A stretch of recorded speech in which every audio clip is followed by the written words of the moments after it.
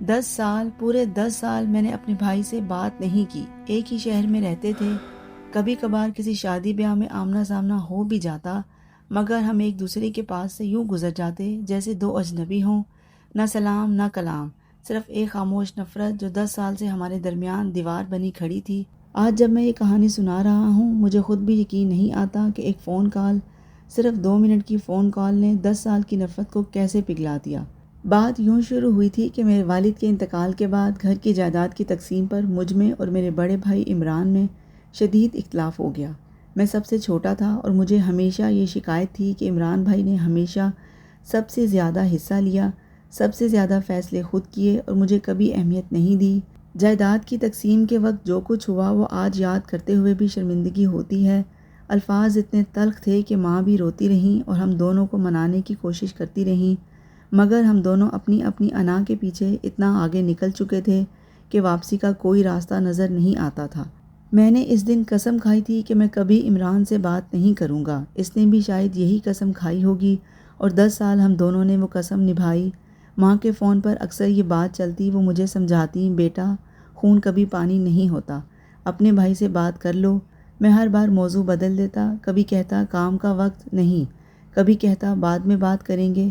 سچ یہ ہے کہ میں اس فون کال سے ڈرتا تھا۔ مجھے ڈر تھا کہ اگر میں نے پہل کی تو یہ میری کمزوری سمجھی جائے گی، اور اگر عمران بھائی نے پہل نہ کی تو مجھے مزید تکلیف ہوگی۔ میں نے اپنے دل کو یہ باور کرا لیا تھا کہ خاموشی ہی محفوظ راستہ ہے۔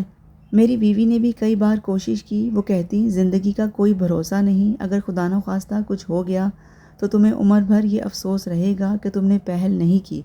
میں ہر بار خاموش ہو جاتا، مگر دل میں کچھ ٹوٹتا محسوس ہوتا، جیسے کوئی مجھے وہ سچ بتا رہا ہو جسے میں سننا نہیں چاہتا تھا۔ پھر ایک رات کے تقریباً 2 بجے میرا فون بجا، نامعلوم نمبر سے۔ میں نے سوچا شاید کوئی غلط نمبر ہوگا، مگر کسی وجہ سے میں نے فون اٹھا لیا۔ دوسری طرف عمران بھائی کی بیوی بھابھی کی آواز تھی، رونے سے بھری ہوئی۔ عمران کو ہارٹ اٹیک ہوا ہے، ہسپتال میں ہیں، حالت نازک ہے۔ میں چند سیکنڈ کے لیے بالکل ساکت رہ گیا۔ 10 سال کی نفرت، 10 سال کی انا، خاموشی، سب ایک لمحے میں غائب ہو گئی، جیسے وہ کبھی تھی ہی نہیں۔ باقی رہ گیا صرف ایک خوف کہ میں اپنے بھائی سے آخری بار بات کیے بغیر اسے کھو دوں گا۔ میں نے کپڑے بھی ٹھیک سے نہیں بدلے، گاڑی نکالی اور ہسپتال کی طرف بھاگا۔ راستے میں میرے ہاتھ کانپ رہے تھے۔ میں سوچ رہا تھا اگر عمران بھائی نہ بچے تو میں کیا کروں گا؟ کیا میں ساری زندگی اس بات کا بوجھ اٹھاؤں گا کہ میں نے ایک احمقانہ جائیداد کے تنازع کی وجہ سے اپنے بھائی سے 10 سال قیمتی چھین لیے؟ ہسپتال پہنچا تو ایمرجنسی وارڈ کے باہر بھابھی، ان کے بچے اور کچھ رشتہ دار بیٹھے تھے۔ سب نے مجھے حیرت سے دیکھا، شاید اس لیے کہ سب جانتے تھے کہ میں اور عمران 10 سال سے ایک دوسرے سے بات نہیں کرتے۔ کسی نے کچھ نہیں پوچھا، بس بھابھی نے میرا ہاتھ پکڑا اور کہا شکر ہے تم آ گئے۔ 3 گھنٹے انتظار کے بعد ڈاکٹر باہر آیا، کہا کہ خطرہ ٹل گیا ہے، مگر اگلے 24 گھنٹے بہت اہم ہیں۔ عمران بھائی کو ہوش آ گیا تھا، مگر وہ بہت کمزور تھے۔ میں نے بھابھی سے پوچھا کیا میں اندر جا سکتا ہوں؟ انہوں نے سر ہلایا۔ میں کمرے میں داخل ہوا۔ عمران بھائی جنہیں میں نے آخری بار 10 سال پہلے مضبوط توانا دیکھا تھا، اب اس بستر پر اتنے کمزور لگ رہے تھے، آنکھیں بند، چہرے پر تھکن، جسم سے مختلف مشینیں جڑی ہوئیں۔ میں نے ان کا ہاتھ پکڑا، ان کی آنکھیں آہستہ سے کھلیں۔ مجھے دیکھ کر پہلے حیرت، پھر آنکھوں میں نمی آ گئی۔ انہوں نے بہت آہستہ آواز میں کہا تم آ گئے۔ میں نے کہا بھائی مجھے معاف کر دو۔ انہوں نے میرا ہاتھ زور سے دبایا، جتنی طاقت اس وقت ان کے جسم میں باقی تھی۔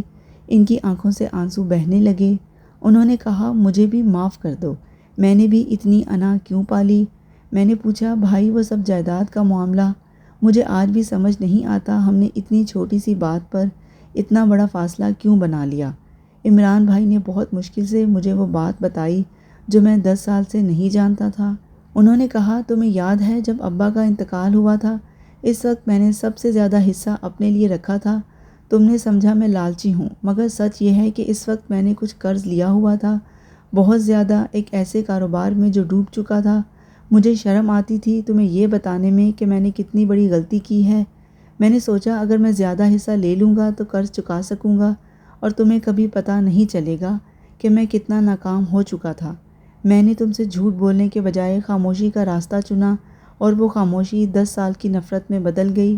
میں نے ان کی بات سنی اور مجھے سمجھ آیا کہ 10 سال میں نے جس آدمی سے نفرت کی وہ لالچی نہیں تھا، وہ شرمندہ تھا۔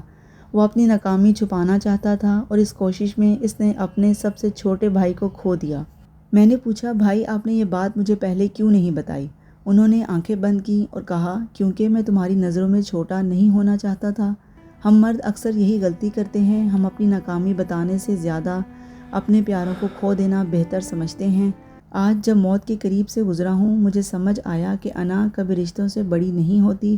میں اس رات ہاسپٹل کے کوریڈور میں بیٹھا رہا، سویا نہیں، صرف یہی سوچتا رہا کہ ہم انسان کتنی آسانی سے اپنی زندگی کے سب سے قیمتی رشتے صرف اس لیے کھو دیتے ہیں کیونکہ ہم اپنی کمزوری، اپنی ناکامی، اپنی شرمندگی کسی کو دکھانا نہیں چاہتے۔ ہم سوچتے ہیں کہ خاموشی ہمیں محفوظ رکھے گی، مگر خاموشی صرف فاصلے بڑھاتی ہے اور فاصلے وقت کے ساتھ دیواروں میں بدل جاتے ہیں۔ اگلے دن عمران بھائی کی حالت مستحکم ہونے لگی۔ ہفتے بھر میں وہ گھر واپس آ گئے۔ اس ہفتے میں نے اور عمران بھائی نے وہ سب باتیں کیں جو 10 سال میں نہیں کیں۔ ہم نے ایک دوسرے سے اپنی زندگی کی وہ کہانیاں شیئر کیں جو ہم نے 10 سال میں کسی کو نہیں بتائیں۔ میں نے انہیں اپنی اولاد کی کامیابیاں بتائیں جو وہ نہیں جانتے تھے۔ انہوں نے مجھے اپنے کاروبار کی وہ جدوجہد بتائی جسے وہ اکیلے لڑتے رہے۔ آج اس واقعے کے 3 سال بعد عمران بھائی اور میں ہر ہفتے اکٹھے ہوتے ہیں، کھانا کھاتے ہیں۔ ہمارے بچے ایک دوسرے کے ساتھ اتنے قریب ہو گئے ہیں جیسے ہم کبھی الگ ہی نہیں ہوئے تھے۔ ماں جو ہماری لڑائی کی وجہ سے برسوں پریشان رہیں، اب جب ہمیں اکٹھے دیکھتی ہیں تو ان کی آنکھوں میں ایک ایسا سکون ہوتا ہے جو الفاظ میں بیان نہیں ہو سکتا۔ میرے دوستو، اگر آپ کی زندگی میں بھی کوئی ایسا رشتہ ہے جو انا کی وجہ سے ٹوٹا ہوا ہے، چاہے وہ بھائی ہو، بہن ہو، ماں باپ ہوں یا کوئی پرانا دوست، تو میری آپ سے صرف ایک گزارش ہے، اس فون کال کا انتظار مت کریں جو رات کے 2 بجے آتی ہے جب بہت دیر ہو چکی ہوتی ہے۔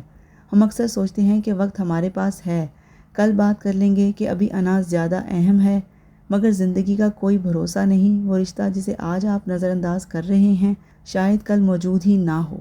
عمران بھائی نے مجھے ایک بات سکھائی جو میں کبھی نہیں بھولوں گا، انا انسان کو تنہا کرتی ہے اور رشتے انسان کو مکمل کرتے ہیں۔ فیصلہ ہمیشہ انسان کے اپنے ہاتھ میں ہوتا ہے۔ اگر آج آپ کے دل میں بھی کسی کی یاد آئی ہے جسے آپ برسوں سے ناراض ہیں، تو فون اٹھائیں، ابھی اس رات کا انتظار مت کریں جو شاید آپ کی زندگی کی سب سے بڑی ندامت بن جائے۔ اگر یہ کہانی آپ کے دل کو چھو گئی تو مجھے ایک وعدہ دیجئے، اس چینل کو سبسکرائب کر لیجئے تاکہ ایسی مزید سچی دل کو چھونے والی کہانیاں آپ تک پہنچتی رہیں۔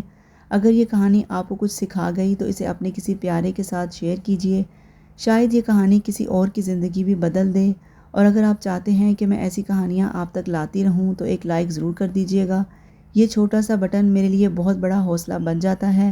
آپ کی ایک محبت بھری کمنٹ مجھے اگلی کہانی لکھنے کی طاقت دیتی ہے۔ ملتے ہیں اگلی کہانی میں ایک نئے سچ کے ساتھ۔ اللہ حافظ۔